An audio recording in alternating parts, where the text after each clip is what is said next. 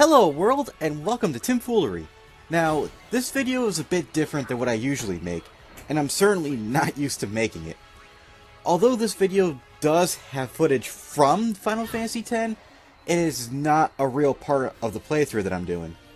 Basically, what I want to do in this video is talk about the recent news of one of my favorite video games, Dragon Ball Xenoverse 2. The reason why we're using Final Fantasy X footage instead of Xenoverse 2 is simple. I've installed the game. Why? Well, let's go over a few things and let me explain my opinions on cheating and mods as well as that. Because, yeah. So on October 2nd of 2017, the developers of Xenoverse 2 sent out a newsletter stating that they'd release a new update to the game which would ban players from online gameplay if they use mods, cheats, boosters, and the like. On October 5th, the update launched, and when I opened my game, I found I was unable to play it. Like, at all. I do have mods installed into the game, but only ones that let me go Super Saiyan Blue and other modded skills and the like. But I never go online with them, and I never intended to. In fact, that's the whole reason I bought the PC version. Just so I could use mods, and if I ever wanted to go online for any reason, I have the PS4 version to do it legitimately. Now, having mods of any kind, it seems, prevents players from playing the game entirely, and I honestly think that's entirely wrong. Yes, I think players who are giving themselves an unfair advantage in online matches or tournaments should be punished in some way. I just don't believe all players should suffer the same consequences, especially if they're only playing offline. Mods can add flavor to a game, such as my going Super Saiyan Blue, especially when they're used responsibly. If a mod or mods are breaking the system online, then prevent the player from merely going online. Don't just outright ban the person from the game completely. I believe in the use of mods, and I don't think a person should be punished just for using them in offline or single-player gameplay, regardless of what they do. Until the developers fix their tool that they've released, I have personally uninstalled Xenoverse 2, and will never return to that game until I can use mods again, or if I find a workaround to use my mods again. If I wanted to play vanilla, as I said, I'll just go to the PS4 version for that.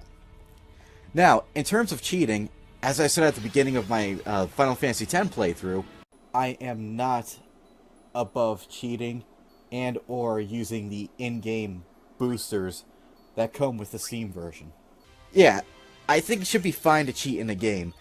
However, in my experience, there's a few guidelines I normally do follow before I would ever consider cheating. Number 1, is this your first time playing the game? Number 2, if not, how many times have you beaten it? Number 3, how well would you say you know this game to warrant cheating? Number 4, do you plan on using cheats that can make the game too easy?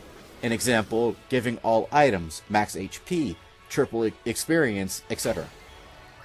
Those are usually some of the things that run through my head, and they definitely did before I started the Final Fantasy X playthrough. As you may have seen so far in the video, my entire party is getting experience regardless of who's in my active party. The save editor that I'm using comes with a feature that rewards all party members with the same base experience. I admit I have been using this editor here and there, mostly for the sigils and whatnot, and only really to avoid minigames that would just take me too much time to actually do, or are simply beyond my skill. An example, I almost used it for the Chocobo Racing minigame, and I was gonna just hack in Titus's ultimate sigil, or whatever it's called. But I was surprised when I got the perfect time of 000. Holy shit! That's amazing! Ultimately, here's my opinion on cheating in a game. It should be fine if it's a single-player game only. Be fair and just if you're compelled to cheat online, which I do not agree with if you do cheat online. Be as responsible as you can with cheats, and try not to make a game as easy as possible for the sake of cheating. Give yourself a bit of a challenge at the very least. And, in turn, Shame on the developers for banning players from playing their game at all, as well as not looking for a simpler and less harmful way of handling things. My suggestion? Make a tool like the developers for Xenoverse 2 did that scans the game's integrity only when the player accesses anything online. However, as I said, outright banning players for simply having mods in their game, regardless of what they are, and sticking to just offline, and still just disabling the ability to play their game after paying $60, if not more, to play their game. That's just outright wrong and despicable, in my opinion. And with that, I hope you guys enjoyed this, whatever it is. I'm not sure if I want to call it a newscast, a rant, or if I should file it under a vlog. I don't know. I'll think of something.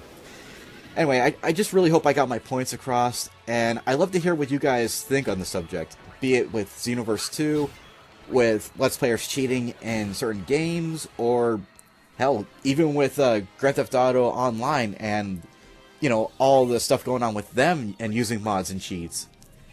Anyway, I guess that wraps it up, so I'll see you guys in the next video. Bye, world!